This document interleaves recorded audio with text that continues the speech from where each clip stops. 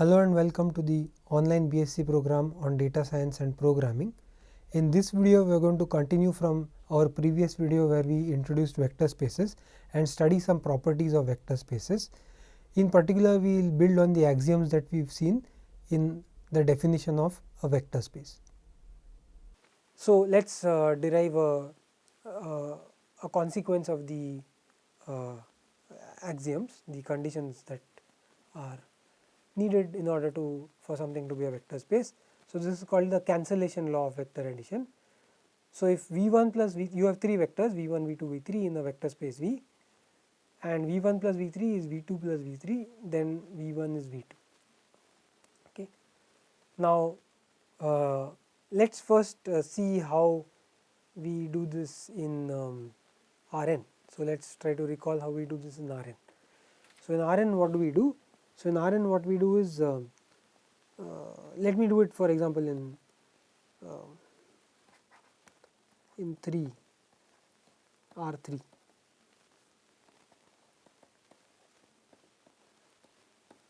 Z1, Z2, Z3 plus Y1, Y2, Y3.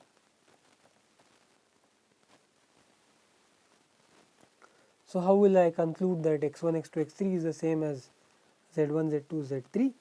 Well, what I will say is this means x1 plus y1 is z1 plus y1, or more generally xi plus yi is zi plus yi, where I is between 1 and 3, I is 1, 2, 3. And then from real numbers, I know that xi plus yi is zi plus yi implies xi is equal to zi. How do I know that? Because if you add minus yi on both sides, then indeed what you get is xi is zi. So, you can subtract yi from both sides, subtract yi from both sides. Okay, so, this will imply xi is zi. And from here we conclude that x1, x2, x3 is the same as z1, z2, z3. Okay, so this is how we do it for real numbers, for R3 or in general for any Rn. So then let us see how to do it. I mean, we can use the same idea to do it for general vector spaces. So V1 plus V3 is V2 plus V3. So this was the argument in Rn.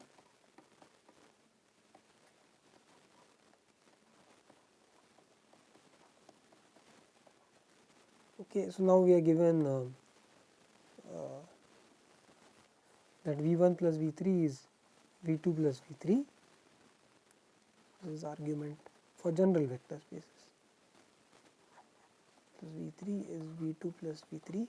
Well, one of the axioms told us that for V3 there exists some V3 prime such that so there exists V3 prime such that V3 plus V3 prime is 0.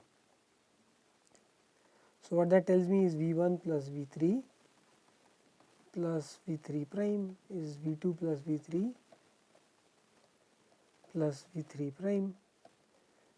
But now we know that addition is associative, so I can write this as V1 plus V3 plus V3 prime is V2 plus V3 plus V3 prime,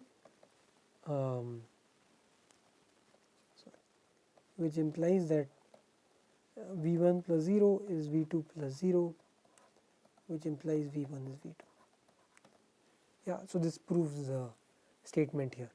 So notice that all I used was the axioms. Yeah, I did not use any other thing, any other information about the structure of V, because really I do not know anything else. Yeah, the only things I know are the axioms. Okay. So whenever you want to check something for a vector space, you have to use the axioms. But to get intuition about whether it is correct or wrong and how to go about a proof in case it is correct, you should look at Rn, see how you do it in Rn, and then sort of extrapolate that idea for general vector spaces. Okay, so here is a corollary of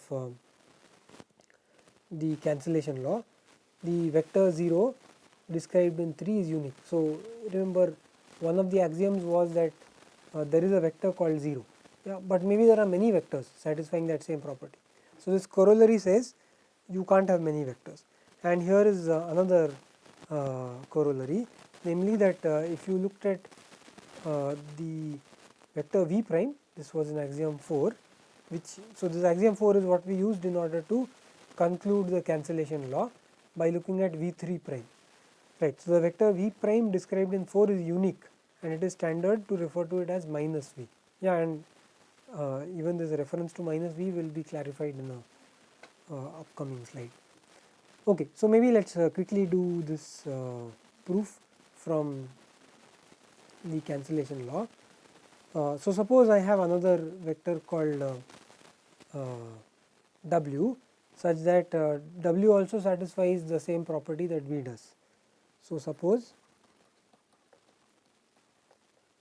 there exists w in v such that v plus w is v for all v in v, right. This was what 0 satisfied. Okay, but then v plus w is v means what? V plus w is v plus 0, right, because v plus 0 is also v, yeah. So, I can write it like this, but then I can cancel, yeah. So, I am adding v on both sides, so I can cancel v. So, the idea is here you add v prime, right, and so that leaves us with w 0. So, cancellation means I can do this, that leaves us with w 0. Okay. So, the vector 0 is as described in the third axiom is unique. Okay, and similarly the vector v prime described in 4 is unique, and so we have v plus v prime is 0. So, now suppose v double prime also satisfies this.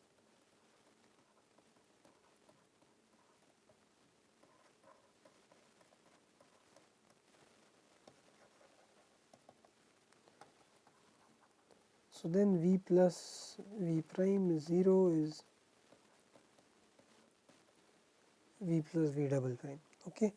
And now you can use cancellation. So, cancel v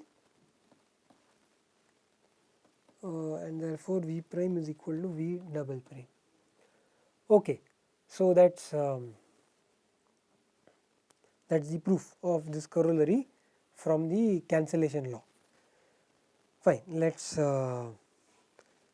look for some other properties. So, in any vector space V, the following statements hold true.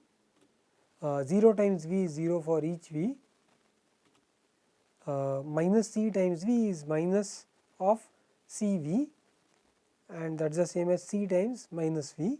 So, what is minus V? Minus V is exactly the vector V prime which was described in axiom 4, and our previous slide told us that it is unique, and hence we can refer to it as minus V, because we know that that is a vector, so that when you add it to V you get 0. Okay. So, C times 0 is 0 for each constant in R, each scalar C in R. So, let us try and prove this. So, what I can do is I can look at 0 plus 0 times V, and one of the axioms tells me that this is 0 times V plus 0 times V. On the other hand, 0 times V is 0 plus 0 is exactly 0. This is 0 times V, right. So, what is the net result? The net result is that 0 times V is 0 times V plus 0 times V. So, you can write this as 0 times V plus 0 is 0 times V plus 0 times V, cancel 0 times V, and that implies 0 is equal to 0 times V. So, that gives us the result. Okay. And then we have minus C times V is minus CV is C times minus V. So, how do I get this? The idea is exactly what we have done above. So, we have C plus minus C times V is C times V plus minus C times V, but on the other hand I know that this is 0 times V, which we have just proved is 0. So C times V plus minus C times V is 0. Yeah, so that means minus C times V satisfies the condition required of the negative of CV. Okay, so this implies minus C times V is minus of CV, and then similarly you can check for C times minus V. Okay, finally we have C times 0 is 0, and maybe I leave this to you because it's in a very similar spirit to what we have done earlier. So check this.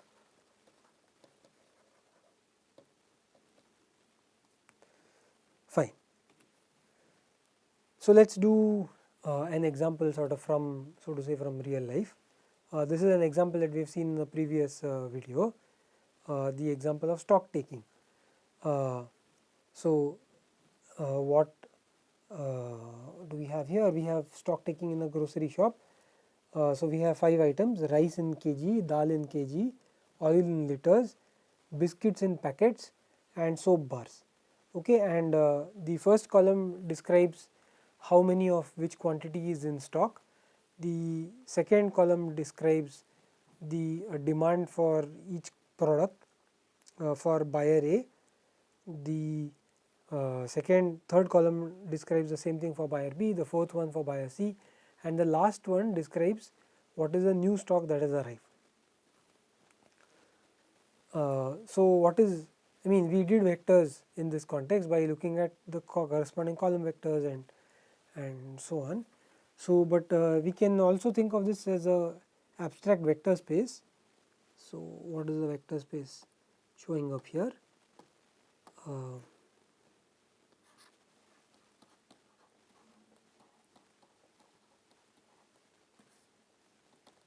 So the vector space is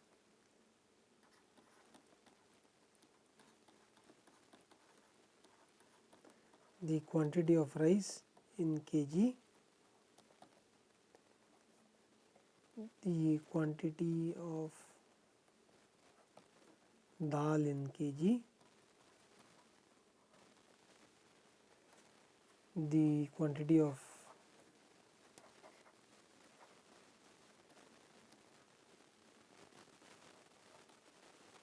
oil in liters,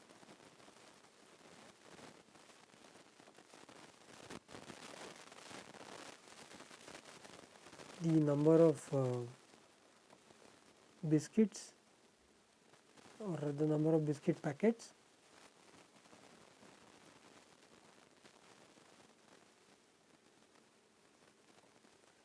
and finally the number of soap bars.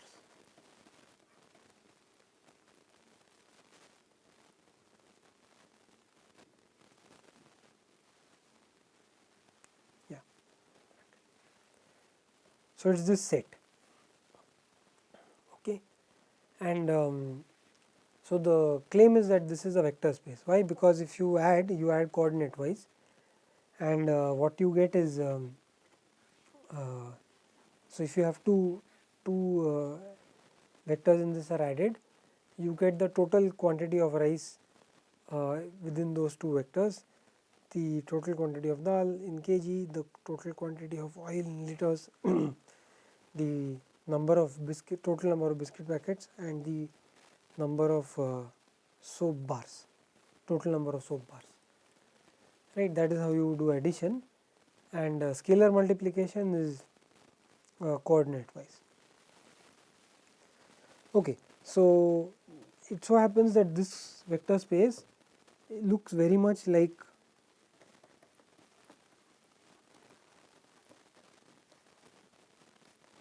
R5. Okay, and why is that? Because we have 5 quantities. Okay, and of course here now once we write it like this, we have to also ask what does one mean by negative quantities and negative number of soap bars. So this again we saw in that example what negative corresponded to. So negative corresponded to demand, and positive corresponded to supply. So negative corresponds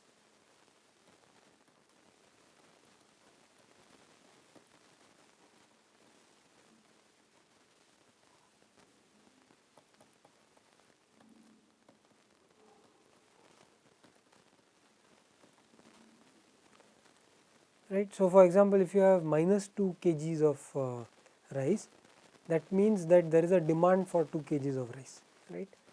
And if we say that there are 3.5 liters of oil, that means there is a supply of 3.5 liters of oil. And then we can use this plus and minus in order to take stock. This was exactly how we did it in that example. Okay, so of course one has to also interpret things like what is half a biscuit packet or what is 1/8 of a soap bar. So one of the things that we do as a result is that we often express them in units for which we can have any real number instead of only natural numbers, right. So then it seems more natural. So for example, if instead of biscuit packets we had written 100 grams of biscuits, if we know that let's say one biscuit packet is 100 grams, okay, or if instead of soap bar we had written 400 grams of soap, yeah, then there is no issue with decimal places or what we add and subtract. Okay, so this is another example of a vector space, and maybe we'll end with this example of affine flats, which we are going to see again later.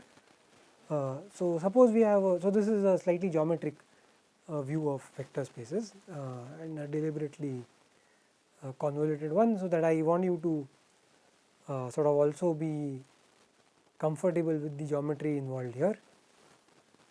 So yeah, maybe before I start the example I should point out that much of what we will do is formal algebra, but behind the scenes there is geometry which is guiding our algebra, right. Whenever we say R3 or R2, in our mind we have geometry, yeah, we understand 2-dimensional space or 3-dimensional space. Okay, so suppose V is a plane parallel to the xy plane, so we are going to define an addition and a scalar multiplication of points on V. So scalar multiplication is going to be done as follows. So let Q belong to this plane and let C be a constant. So we project Q onto the xy plane, scale the resulting vector by C and project the result back to V. Yeah, this is the procedure for doing scalar multiplication. So what is C times Q? C times Q is the tip of the obtained arrow. Okay, this is the procedure for scalar multiplication. Maybe let me draw a quick picture here. So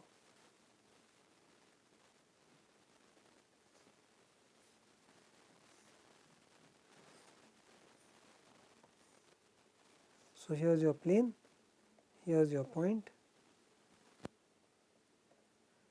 So drop this perpendicular to the xy plane.